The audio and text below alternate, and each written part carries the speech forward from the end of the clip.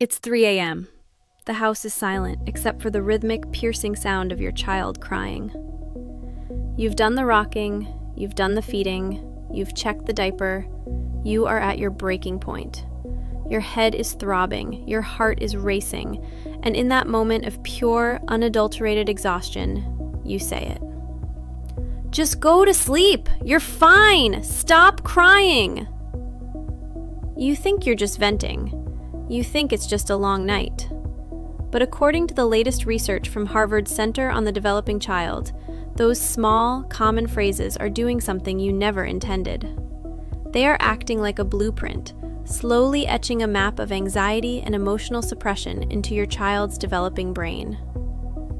Right now, in places like Montana and across the Pacific Northwest, a search term is exploding. How to put a child to sleep in 40 seconds. Parents are desperate for a miracle. They want the hack. They want the shortcut. But here's the hard truth. No 40-second method will ever work if you are accidentally sabotaging your child's internal safety during the day. Today, we are going to pull back the curtain on the 5 silent killers. The 5 most common phrases used by well-meaning American parents that child psychologists say are the biggest predictors of adult depression and low self-esteem. We are going to look at the neuroscience of why they hurt, and I'm going to give you the exact parenting scripts to replace them with. And yes, stay with me, because at the end of this video, I am going to break down that viral 40-second sleep reset, the science of why it works and how you can use it tonight to reclaim your sleep and your sanity. Let's start with the phrase that 98% of us are guilty of using. Part 2, the science of the wet cement brain. Before we get to the phrases, we have to understand the why. Why do words have so much power over a child? Imagine your child's brain as a house under construction.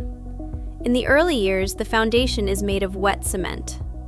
Every interaction you have, every tone of voice you use, and every phrase you repeat is like a stamp in that cement.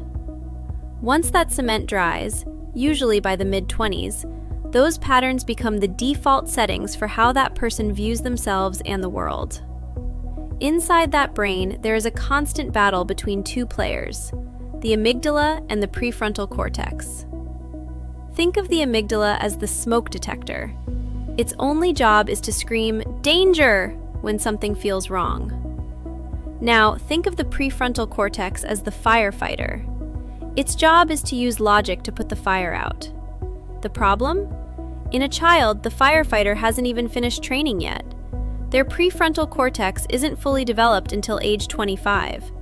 So when your child is having a meltdown or refusing to sleep, they aren't being bad. They literally do not have the biological equipment to calm themselves down. They are a house on fire with no firefighter. When we use the wrong phrases, we aren't helping them build a firefighter. We are just breaking their smoke detector. This leads to a lifetime of not knowing how to process stress. This is what we call emotional dysregulation, and it is the root of almost every behavioral issue we see in the US today. Part 3, phrase number 5, stop crying / you're fine. We start with the most common phrase in the American parenting vocabulary. Stop crying, you're fine! Or its cousin, it's not a big deal. Why do we say it? Usually, it's because we love our kids and we don't want them to be in pain. Or, if we're being honest, it's because their crying triggers our own stress. We want the noise to stop so we can feel calm again.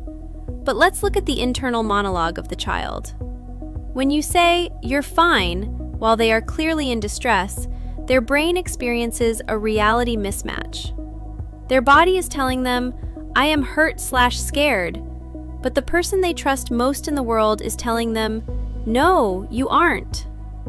Over time, this teaches the child to stop trusting their own intuition.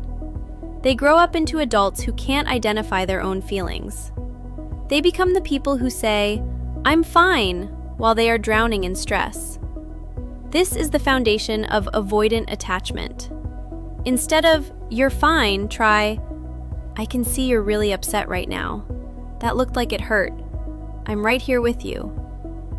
By simply naming the emotion, "I see you're upset," you are actually helping their prefrontal cortex come online. You are helping them label the fire, which is the first step in putting it out. This is called name it to tame it, a concept pioneered by Dr. Dan Siegel. Part 4.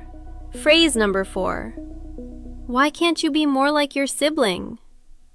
In the United States, we live in a culture of competition.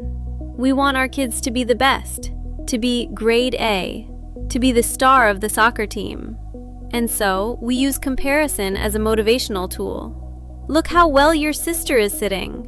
Or, why can't you just listen like your brother does? The research on this is devastating. A study from the University of Missouri found that siblings who are frequently compared by their parents show significantly higher levels of anxiety and a much weaker sibling bond in adulthood. When you compare, you are teaching conditional self-worth. You are telling your child, "My love for you is a leaderboard. Your value depends on your rank." This creates the perfectionist or the quitter. The perfectionist will burn themselves out trying to stay at the top. The quitter will stop trying altogether because they feel they can never win. The replacement script. Instead of comparing, focus on the individual effort. "I noticed you stayed really focused on your drawing today. How did that feel?" Focus on their journey, not the person in the lane next to them. Part 5. Phrase number 3. Because I said so. This is the ultimate "I'm exhausted" phrase. It's the gavel that ends the trial.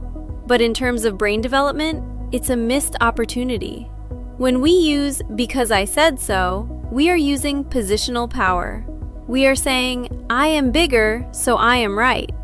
This doesn't teach the child why a rule exists. It only teaches them to fear the person in charge. The long-term impact? These children often grow up to be people pleasers who can't say no to authority figures, or chronic rebels who fight every rule just for the sake of fighting. The replacement script. Even if you are in a rush, give a reasoning bridge.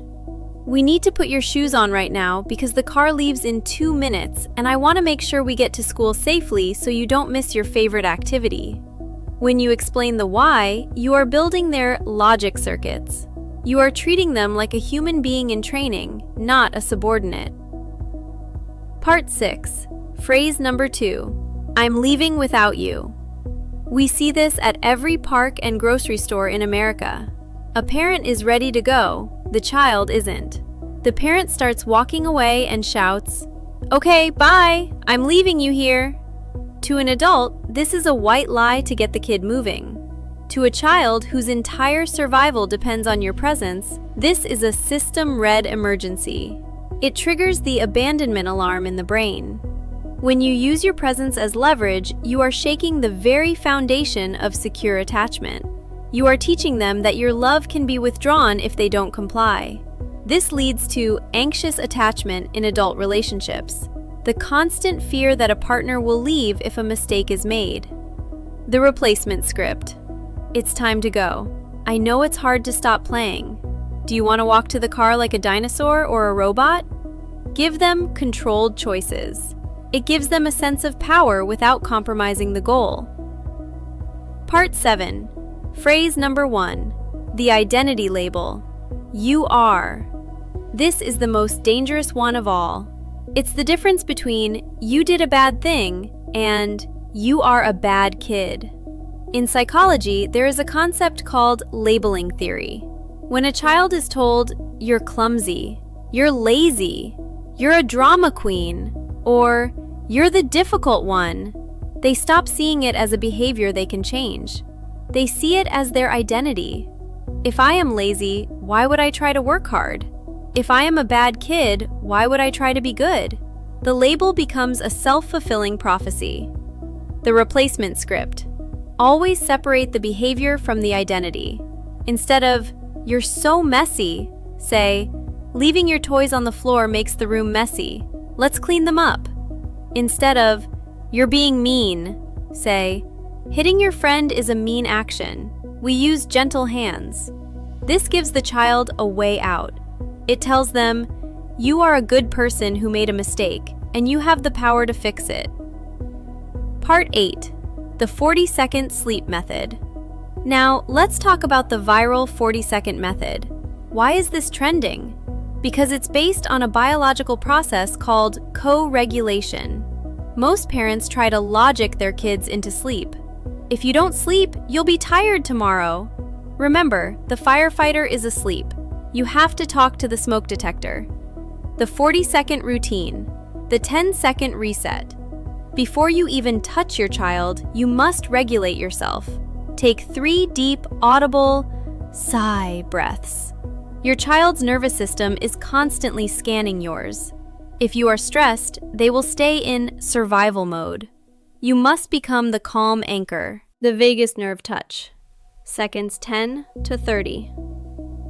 Place a warm, firm hand on their chest or the middle of their back. Do not rock or pat vigorously. That's stimulating. Just hold. This steady pressure signals the vagus nerve to shut down the fight or flight response and turn on the rest and digest system. The low-frequency whisper. Seconds 30 to 40. In a very low, almost monotonous voice, say, "The day is done. You are safe. I am here." This doesn't work because of the words. It works because you have effectively downloaded your calmness into their nervous system. You have become their firefighter. If you are listening to this and feeling guilty because you've used these phrases, stop. Parenting is not about being a saint. It's about being a cycle breaker. Most of us use these phrases because they were used on us. The most powerful thing you can do for your child's brain isn't being perfect. It's the repair. If you yell, if you say, "Because I said so," go back to them later. Say, "I'm sorry I lost my cool. I was frustrated, but that wasn't your fault." This teaches them that relationships can be broken and fixed. That is the ultimate lesson in resilience. If you want to dive deeper into the science of raising a confident child, I've put together a parenting script cheat sheet in the description below. Hit that subscribe button to join our community of parents who are choosing science over "because I said so." And tell me in the comments, which of these 5 phrases is the hardest for you to stop? Let's support each other in the comments.